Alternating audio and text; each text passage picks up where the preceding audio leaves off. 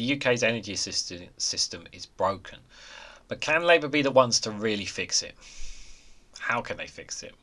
How are they going to overcome certain obstacles, like the vast majority of it is privatised? I'm going to read into this more from Byline Times, guys. Let's go.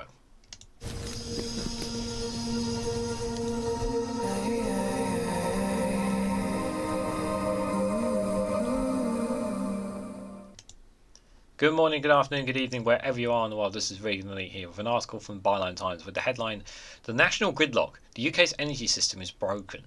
Will Labour's plans fix it?" Britain's privatised energy distribution network could hold back Labour's ambitious plans for renewables. So before reading into it, it does straight off the bat, the headline makes a fair point. You know, our energy network is privatised. Our water system is privatised. And in order for us to go to renewables, we kind of have to push them in that direction.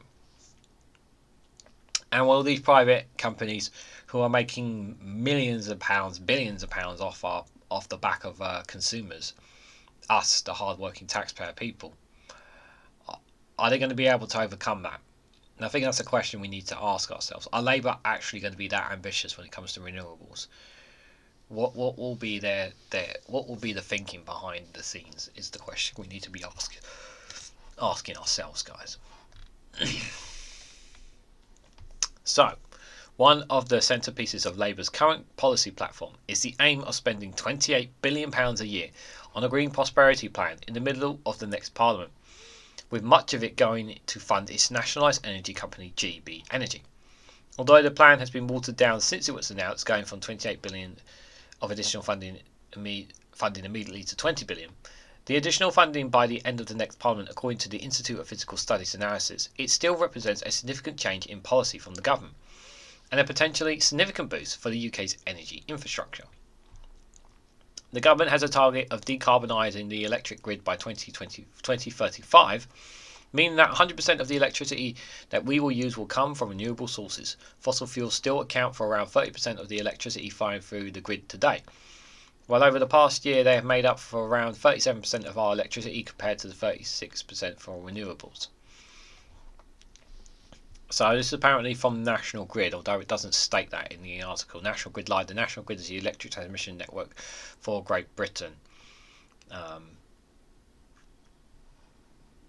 Interesting to say that these renewables 49.2%, solar, wind, hydroelectric, 28.8% coal, gas. I think this is more like an indication of what the National Grid Live is. That graph. To reach 100% renewables, the UK needs to employ a lot of renewable generation infrastructure, largely wind and solar. Here is where the problem lies. There are hundreds of renewable projects in development, but our existing electricity grid infrastructure is insignificant, all of them to connect and carry the power generated to where it needs to be used.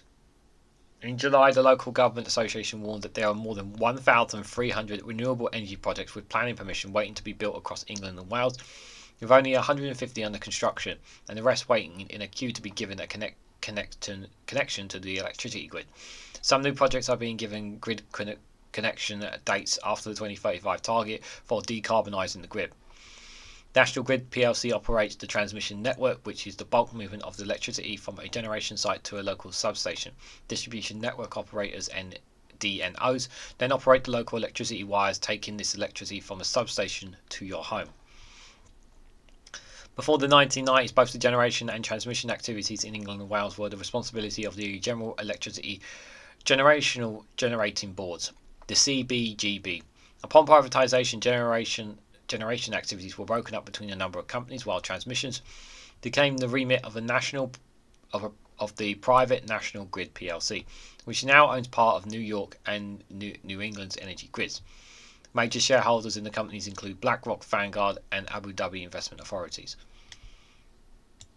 We've talked about them before, haven't we?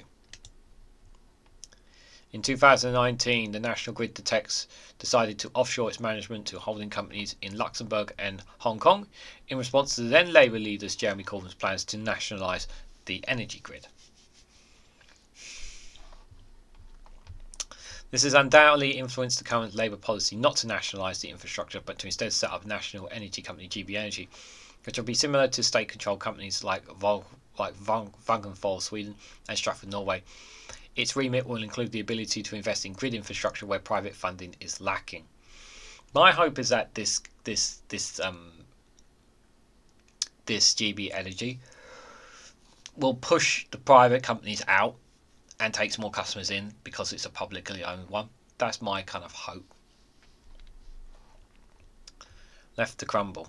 So why hasn't the National Grid been investing enough in upgrading the grid's infrastructure? Well, there are two major reasons. In the past, the energy grid needed to connect to a small number of high-volume energy generation assets to the grids, like coal or gas-fired power plants. Now there are hundreds of smaller projects all seeking to connect to a much shorter period of time, stretching the resources of the company. The other reason is privatisation. As a private company, National Grid seeks investors' funding by promising a return on that investment, and so much of the profits it makes go back to investors, rather than being spent on upgrading the grid. The company made a profit of $4.6 billion in its last financial year. What is the point of privatisation? Privatisation profits come before anything else. How is this benefiting us if we're not even upgrading our infrastructure? How does that, there needs to be controls in place to stop so much money going to shareholders. There has to be controls in place if you're going to have private companies running public services of any sorts. You need to have boundaries in place so that these services are not affected. And there seems to be nothing to stop them from ripping so much of taxpayers' money away, so much of money that we pay for our bills and that to just go straight into their pockets. 4.6 billion, a huge chunk of that could go into improving the infrastructure in the United Kingdom. A huge amount of it. But instead, it's just going to shareholders and dividends and whatnot, coming out of our hands.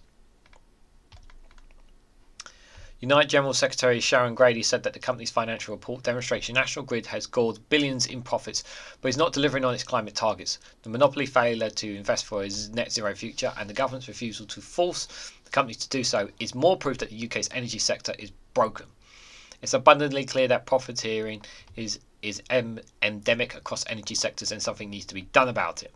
The think tank Commonwealth report that the pace of investment in the grid has stagnated over the past decade and, according to analysis by Carbon Tracker, decreased since 2017, despite a quadruple in the development of new solar and wind. The lack of investment is piling up costs for the taxpayer. The grid's infrastructure we have is not sufficient to accommodate all the power being produced by offshore wind and solar at peak times. When the supply of power gets too high, the National Grid has to pay suppliers to stop producing power. This is called curtailment. According to Carbon Tracker, Scotland has 10 GW of wind farms, but accounts for only 10% of GB's electricity demand. So much of the power they generate is consumed in England. However, the grid can currently only transmit a maximum of 6 gigawatts across the border. So on windy days, this generation must be curtailed and the gas stations fired up. The think tank says that the curtailment of Scottish wind farms happened more than 200 times in 2022, adding £800 million to consumers' electricity bills and increasing greenhouse gas emissions by 1.3 million tonnes, according to the Nuclear Industry Association. The cost of balancing Britain's power grid hits £4.919 billion in 2022, adding an extra £150 to every household's energy, £150 to every household's energy bills. Why are we making it so much more difficult? Why are we making it so much more difficult? Small sparks. One aspect of Labour's green investment plans which may help in this respect is the supporting and offering to community energy groups. Small energy generation projects which often raise funds from local communities to put solar panels on the roofs of schools, churches and other buildings. Yes, this is a great idea. What better way than to have communities and some of the basic community needs in towns and that than to have solar panels put on them. Now, we don't generate as much power from the sun as other nations, but it's still something that will help make a massive difference. So yes, I'm all for this idea. Labour's policy roadmap 5 missions for a better Britain states that GB Energy will be made available with up to £600 million in funding for local authorities and up to £400 million low interest loans each year for communities in order to fund these projects. Creating more renewable energy capacity needed to where the demand for electricity could massively reduce the needs to upgrade the transmission and distribution networks to accommodate lots of big new wind and solar farms. The group's Community Energy London estimates that public buildings in the capital could host 1 gigawatts of rooftop solar power, reducing the need for large transmission cables to take power from Scotland's wind farms down south. If you read the Telegraph, Spectator or any other anti-net zero publication, you will encounter apocalyptic warnings that the UK will experience consistent blackouts in future because of our demands for electricity will exceed supply. It is remarkable what the UK has achieved in building renewable power over the last 10 years despite a lack of government support, and the latest figures show that we've added 3 gigawatts of renewable capacity since last July. Yet we need to go faster, and a major component of this is electricity grid upgrades. The privatised grid companies have shown that they cannot meet the challenge required of today's economic with hundreds of new projects waiting for grid connections. Labour, still smarting from the 2019 general election defeat, is backed away from nationalisation, opting instead for a government-funded energy infrastructure developer to subsidise investment the private sector cannot and does not want to do. It's hard to judge at this point whether Labour's plans, already watered down, will be enough to plug the gaps in our leaky energy system. On paper, they are undoubtedly better than what we have at the moment, but we may be waiting until January 25 to find out if their pledges are worth the paper they are written on. I think what also needs to be done in terms of both energy and water companies, if they are ever building up debt, and we know that water companies have debt, they need to have some kind of they need to change legislation or law to make it in such a way that they have to invest a certain amount of money in infrastructure back into the public service. There should be like a threshold of money, like a cap. Like, you must invest this amount of money into infrastructure as a private company working on behalf of the UK's energy industry, basically. You have to invest this amount, and that number increases every year, and that cap must increases every year, whether it's by 500 million or whatever. The amount must increases every year, so it forces the private company to invest in Britain, but it also puts it so it has to invest, but it can also still make a profit, because at the end of the day it wants it to make. There's no good having a private company there if it's not even going to make any profit. But when you look at how much money some of these companies have made, a huge chunk of that should be going towards reinvesting into the infrastructure that we have. And if we can have some kind of cap or legislation that stops them from taking all that money away, and most of that money going back into infrastructure in the UK, it will be all the more better. As for this public company, we still don't know enough about it, and I am tiny little bit concerned that they may still try to water it down a little bit more, Labour potentially. But my hope is that it takes off and that customers basically turn to it, and less customers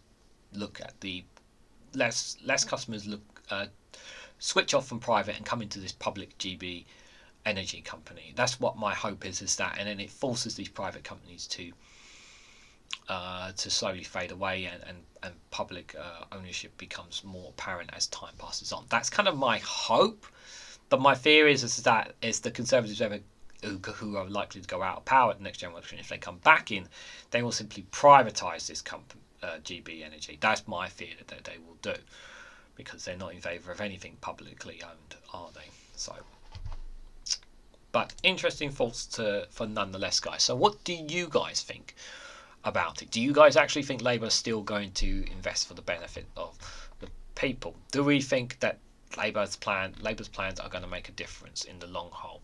Let me know what you guys think in the comments section down below. Like, share and subscribe as always. Thank you very much for watching, and I hope to catch you all very, very soon.